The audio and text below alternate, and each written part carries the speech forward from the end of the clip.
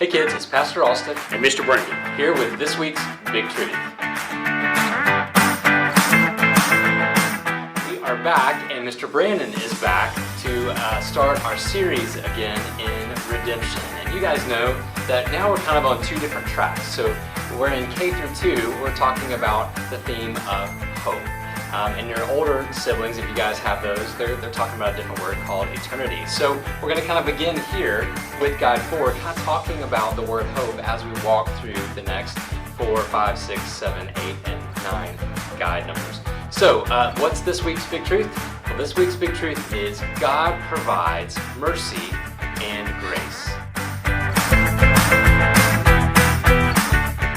God provides mercy and grace, and so we see that theme of hope, I think, carried out, that when we're out of control and when we are sinful and we don't provide mercy and grace, we have God, who is the perfect Father, right, who provides mercy and grace. So where does that come from? It comes from our Bible verse. So our Bible verse this week is Romans 5:8. So let me read it for us.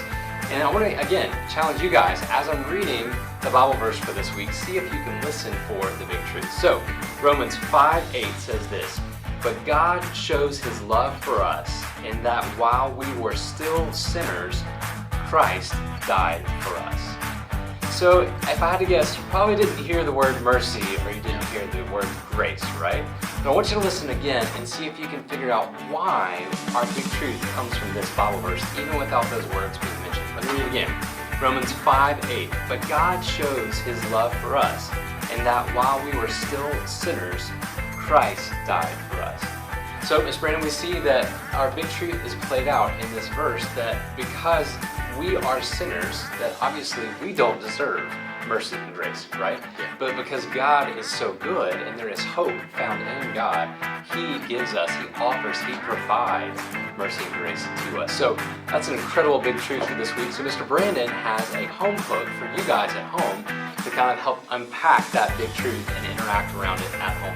Yeah, so, and this is going to jump right into what Pastor Austin was just talking about. So what I want you to do, after I explain it, you guys can hit pause and do this activity and then start the video back up. So you can get a piece of paper or you can just go around the room. But what I want you to do as a family is go around the room and either say something nice about someone that's there, someone in your family, or say thank you for something they've done for you this week.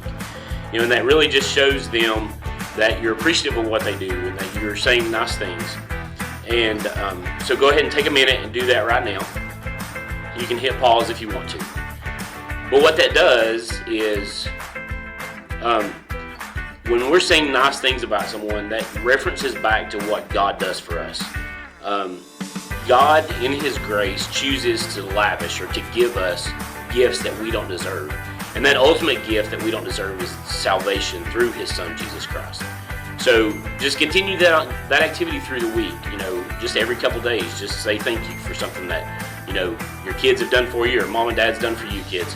And I hope you guys have fun with that activity this week. And just remember that God gives us gifts that we don't deserve. Yeah, it's a great activity. So you guys, hopefully you were able to already do that on video. If not, you guys can do that at home after this video is over. So last thing for this week, we have a story that, again, you guys know, our Bible story for every week. It unpacks, it illustrates, and it gives an example of our big truth. So if our big truth is God provides mercy and grace, that we have a Bible story that kind of helps us see that played out. So our Bible story this week is 2 Samuel chapter 9, and it's a passage about that David made a commitment to Saul's son Jonathan. And that was to take care of and show kindness to and even provide mercy and grace to Saul's descendants, even though Saul didn't deserve that, right? They were enemies, but David made a promise. And so we can see that David showed mercy and grace to Jonathan and his descendants because of the mercy and grace that God had shown David and had given David to bestow upon Jonathan's descendants, Saul's descendants. So take a look at 2 Samuel chapter 9, and you guys, we challenge you, read that together as a family. This is one chapter. That'll be an example, an illustration of how our big truth plays out, that God provides mercy and grace.